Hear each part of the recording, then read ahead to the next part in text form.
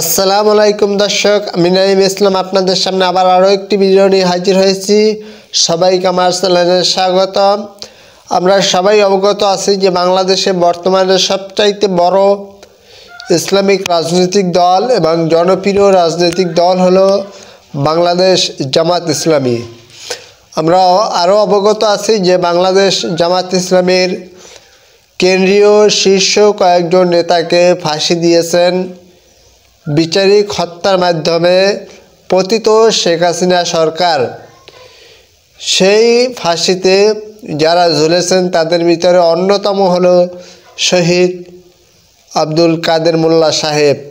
তিনি বাংলাদেশের ইসলামী জাগরণের এবং ইসলামী ভাগধারার রাজনীতিতে উজ্জ্বল নক্ষত্র এবং বর্তমানে যারা এই ইসলামী রাজনীতি করে, ইসলামী আন্দোলন করে, প্রতিটি সংগ্রামে তাকে মনে পড়ে এবং তার অনুপ্রেরণায় বাংলাদেশে আগামীতে ইনশাআল্লাহ ইসলামী রাজনীতি মানুষ করবে এবং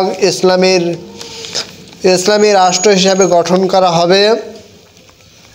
তার কথা মনে করে বক্তব্য দিতে গিয়ে কি বললেন বাংলাদেশ জামাত ইসলামের আমির আব্দুল কাদের মোল্লা সম্পর্কে যা বললেন জামাতের আমির, বাংলাদেশ জামাত ইসলামীর সহকারী সেক্রেটারি জেনারেল সাংবাদিক বুদ্ধিজীবী আব্দুল কাদের মোল্লা অবদানের কথা গভীরভাবে স্মরণ করছে জামাত ইসলামীর আমির ডক্টর শফিকুর রহমান।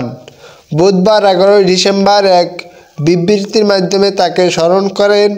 জামাতের আমির বলেন যে বাংলাদেশে জামাত ইসলামীর সাবেক সহকারী সেক্রেটারি জেনারেল সাংবাদিক বুদ্ধিজীবী আব্দুল কাদের মোল্লা শাহাদাতের আগে মুহূর্তে পর্যন্ত বাংলাদেশ ইসলামী সমাজ প্রতিষ্ঠার সংগ্রামে সক্রিয় ভূমিকা পালন করছেন এবং তিনি একাধারে একজন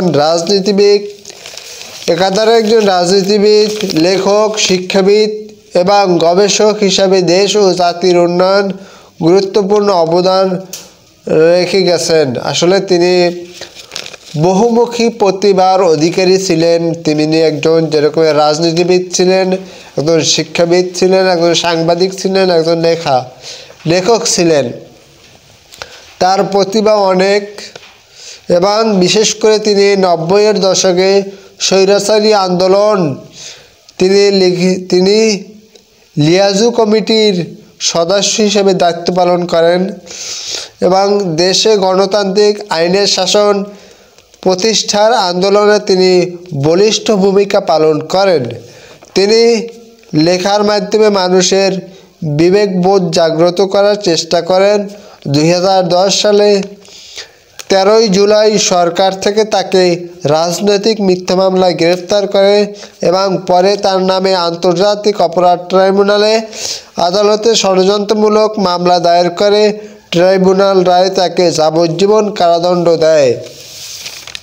তাকে প্রথমে যাবজ্জীবন কারাদণ্ড দেওয়ার পরে এরপরে সরকার পৃষ্ঠপোষকতায় শাহবাগে স্থাপিত গণজাগরণ মঞ্চ, যেটা আমরা সবাই জানি গণজাগরণ মঞ্চ নামে, সেই সময় খুব আপনার দেশের মানুষের একটা জাগ্রত করার চেষ্টা তারা করেছিল। দাবি অনুযায়ী সরকারের আইন সংশোধন করে আপিল দায়ের করেন। সংশোধিত আইনের ভিত্তিতে তাকে ফাঁসির আদেশ প্রদান করেন। আসলে আমরা জানি যে এই গণজাগরণ মঞ্চ এই সরকার, সাবেক শেখ হাসিনা সরকার, তিনি গঠন করেছিলেন এবং সেই সময় সবচাইতে বড় নেতা ছিলেন গণজাগরণ মঞ্চের ইমরানের সরকার এবং লাকি আক্তার। সেই লাকি আক্তার, ইমরানের সরকার আজকে কোথায়? তাদেরকে যদি মানুষ পায় তাহলে উত্তম মাধ্যম তাদেরকে দেবে। আসলে এই কাদের মোল্লা এবং নিজামী সাহেব, আল্লামা দেলোয়ার হোসেন সাহেব যে শাহাদত বরণ করছে তার মূলে ছিল তারা। তাদের কারণেই হয়তোবা না হইলে আব্দুল কাদের মোল্লা আজকে হয়তো জীবিত থাকতো। যাই হোক, আল্লাহর ইশারা ছাড়া কিছুই হয় না। আল্লাহ তাআলা তাকে জান্নাতুল ফেরদাউস নসিব করুক। আব্দুল কাদের মোল্লা ফাঁসির আদেশের বিরুদ্ধে আপিলের সুযোগ পাননি। এমনকি রিভিউ আবেদন খারিজ পূর্ণাঙ্গ রায়ের প্রকাশের আগেই তড়িঘড়ি করে 2023 সালে 12 ডিসেম্বর রাত 10টা 1 মিনিটে তার ফাঁসির রায় কার্যকর করা হয়। তাকে ফাঁসি দেওয়ার প্রায় 1.5 বছর পর তার রিভিউ আবেদন খারিজ পূর্ণাঙ্গ রায় প্রকাশিত হয়। এসব ঘটনা থেকে সুস্পষ্টভাবে প্রমাণিত হয়েছে যে তিনি বিচারের নামে বড় প্রহসনের শিকার হয়েছেন।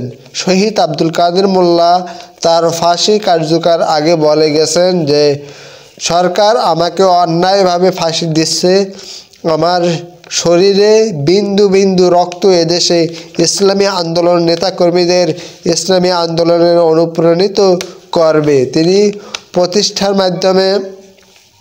দিন প্রতিষ্ঠার মাধ্যমে তার রক্তের বদলা নেওয়ার জন্য তিনি ইসলামী আন্দোলনের নেতাকর্মীদের প্রতি আহ্বান জানিয়ে গেছেন।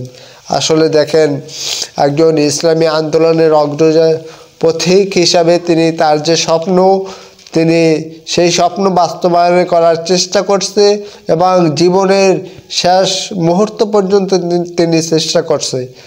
এখন তাকে যেহেতু আল্লাহ তাআলার জিম্মায় নিয়ে গেছে, আল্লাহ তাআলা অবশ্যই আল্লাহ তাআলা তাকে শাহাদাত হিসেবে কবুল করছেন এবং তার যে স্বপ্ন, সেই স্বপ্ন এখন আমাদের বাস্তবায়ন করা একান্ত কাম্য, একান্ত দাবি। আর যদি তার সেই দাবিগুলো যদি আমরা পূরণ না করতে পারি, তাহলে কাল কিয়ামতের ময়দানে আল্লাহ তাআলা আমাদেরকে এর জন্য এই জবাব চাইবে। তখন আমরা কি জবাব দেব? এজন্য আমরা যারা আছি ইসলামী আন্দোলন করি, আমাদের দায়িত্ব আমাদের জীবনের বিনিময় হলেও ইসলামী রাষ্ট্র প্রতিষ্ঠা করা। তো দর্শক, আশা করি ভিডিওটি দেখছেন। সকলকে অসংখ্য ধন্যবাদ।